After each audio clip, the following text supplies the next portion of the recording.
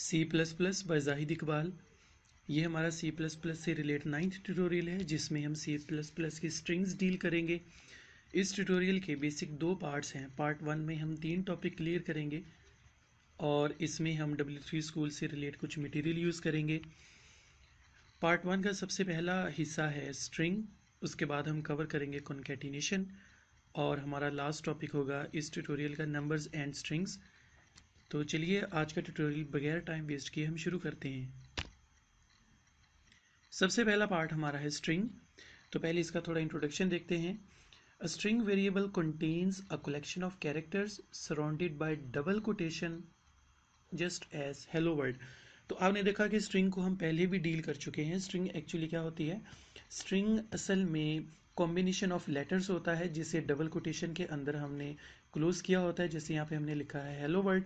एक चीज़ आपने हमेशा याद रखनी है कि जब आपने स्ट्रिंग डेटा टाइप को यूज़ करना है तो पहले आपको लाइब्रेरी स्ट्रिंग ऐड करनी होगी।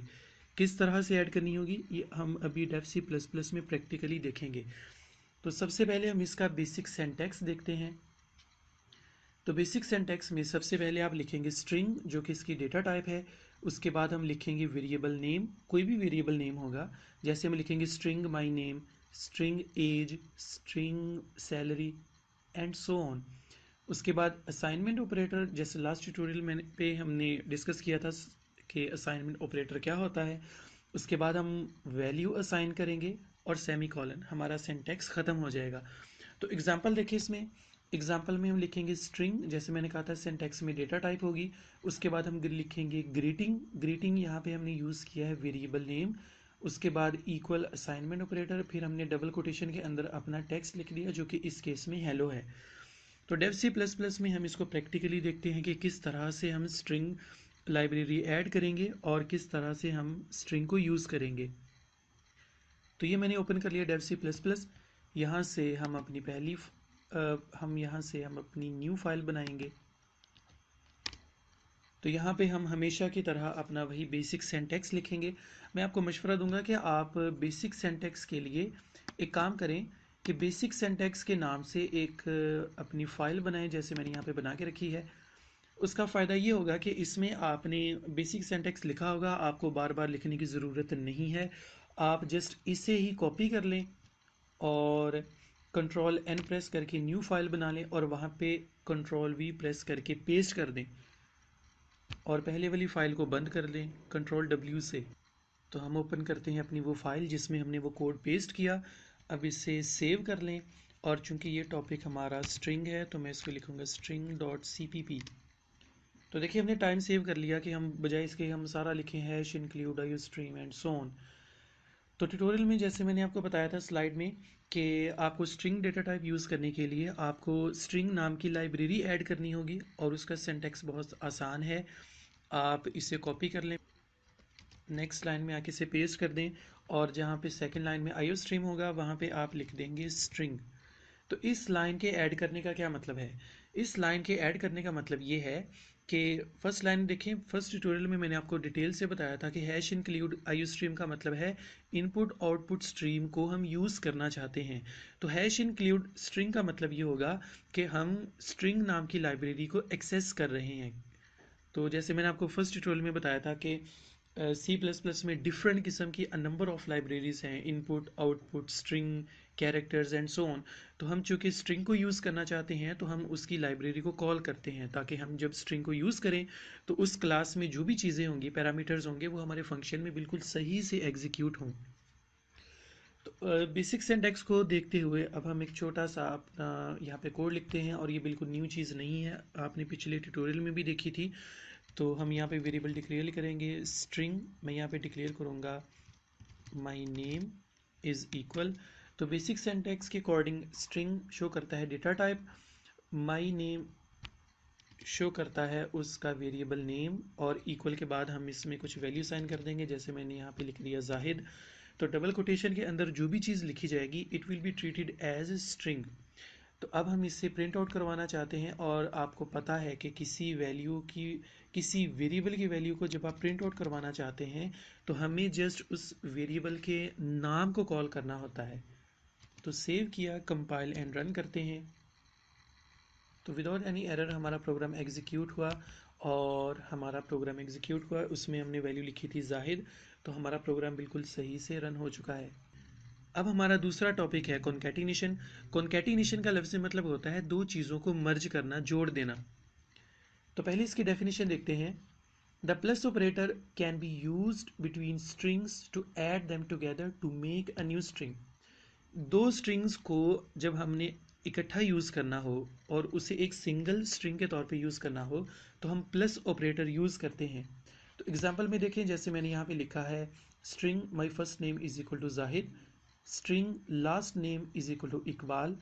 फिर हमने एक और वेरिएबल डिक्लेयर किया, वो थर्ड वेरिएबल इसलिए डिक्लेयर किया ताकि जो जाहिद और इकबाल दोनों को कंबाइन करेगा, कंबाइन करने के लिए भी तो उसको स्टोर करना पड़ेगा ना कहीं पे। तो स्टोर करने के लिए हमने तीसरा वेरिएबल डिक्लेयर किया, string full name is equal to first name plus last name. तो देखिए फर्स्ट नेम है उसका फर्स्ट वेरिएबल, लास्ट नेम है उसका सेकंड वेरिएबल। तो first variable plus second variable तो होगा क्या, जब आप इसको कॉल करेंगे तो ये आपको रिजल्ट में देगा जाहिद इकबाल।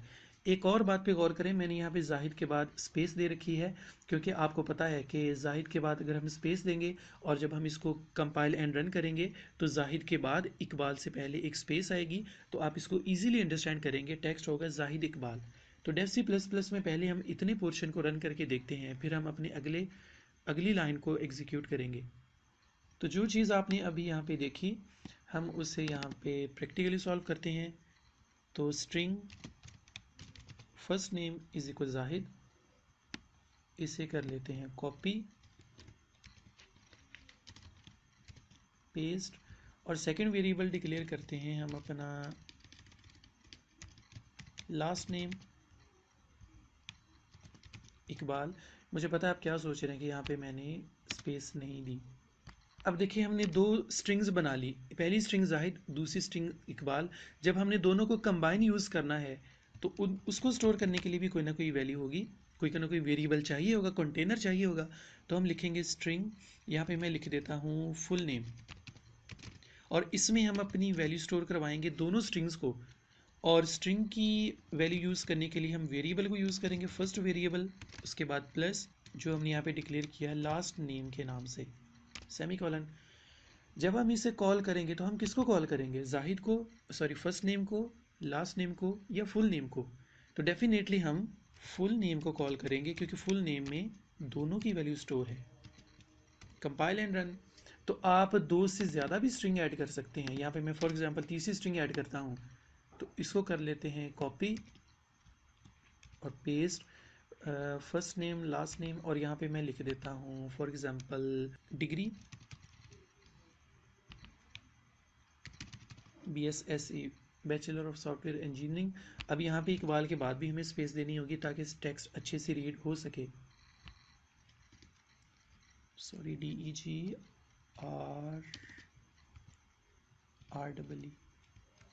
ओके।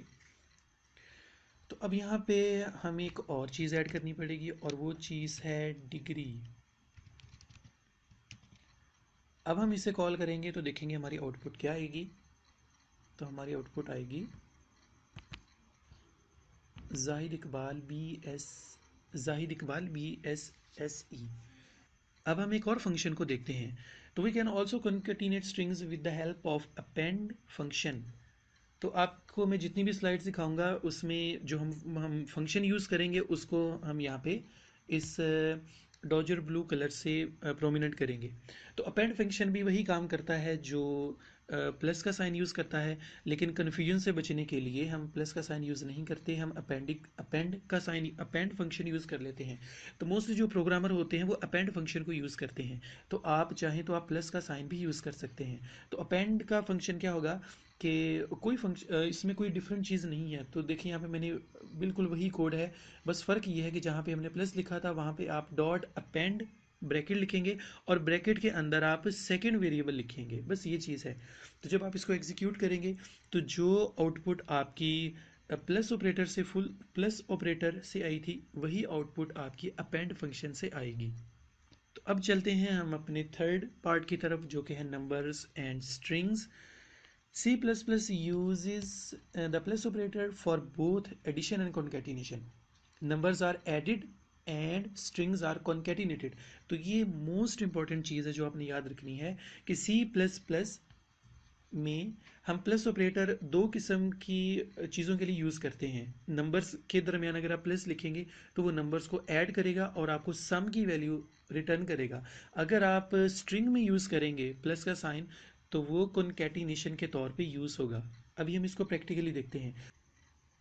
तो हम पहले वाली वर्किंग को कर देते हैं यहाँ पे रिमूव, और पहली एग्जांपल देखते हैं जैसे हमने स्लाइड में देखी। Int x is equal to 10, int y is equal to 20, int z is equal to the sum of x plus y, sorry the sum of x and y,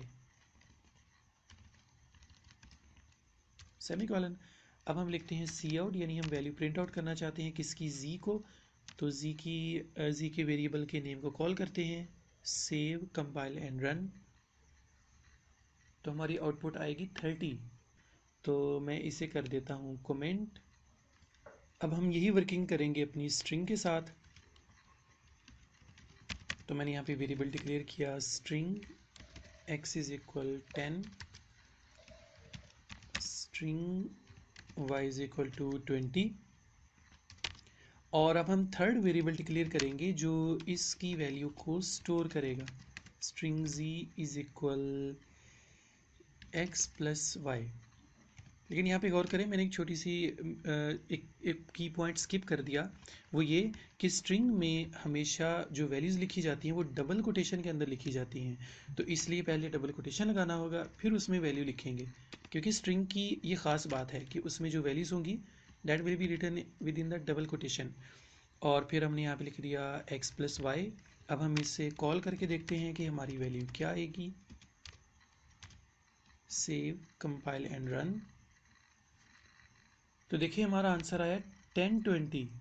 तो 1020 क्या हुआ, 10 वैल्यू है पहली स्ट्रिंग की, 20 value है second string की। तो इसमें दोनों स्ट्रिंग्स कंबाइन हो चुकी हैं। तो इसका मतलब कि जब प्लस का साइन हम स्ट्रिंग में यूज़ करेंगे तो वो कॉन्कैटिनेशन का काम देगा, और जब हम प्लस का साइन रियल नंबर्स के दरमियान लिखेंगे तो वो उन दोनों को ऐड करके लिखेगा। चलिए यहाँ पे हम थोड़ी सी वर्किंग करते हैं, थोड़ा सा पंगा लेके देखते हैं कि क्या होगा अगर हम किसी नंबर को स्ट्रिंग में ऐड कर दें। यानी मेरे कहने का मतलब कि अगर हम इसको लिख दें इंट y इज इक्वल 20, तो मैंने यहाँ पे क्या किया, पहला नंबर हमारा, पहली चीज़ हमारी स्ट्रिंग है, दूसरी हमारी नंबर है। अब हम दोनों को ऐड करके देखते हैं कि अगर डिफरेंट किस्म की डेटा टाइप्स को ऐड किया जाए तो क्या होगा। तो क्या होगा, आप देख सकते हैं कि एरर जनरेट होगा। क्यों, क्योंकि हम डिफरेंट क्वांटिटीज़ को, डिफरेंट डेटा टाइप्स को ऐड नहीं कर सकते। We can add only the same data type. या तो जैसे आपने यहाँ पे देखा, या तो सारे इंटीजर हों या फिर सारी स्ट्रिंग्स हों। तो इसी तरह से आप स्ट्रिंग में इंटीजर को ऐड नहीं कर सकते और इंटीजर में स्ट्रिंग को नहीं ऐड कर सकते। तो ये हमारा लास्ट और थर्ड पॉइंट है नंबर्स एंड स्ट्रिंग्स, जिसको हमने डेव सी प्लस प्लस में प्रैक्टिकली देख लिया है। तो आज का ट्यूटोरियल बस इतना ही होगा। अगले ट्यूटोरियल में हम पार्ट नंबर 2 की पार्ट 1 की अगली डेटा टाइप्स को क्लियर करेंगे। तो तब तक के लिए अपना ख्याल रखिएगा।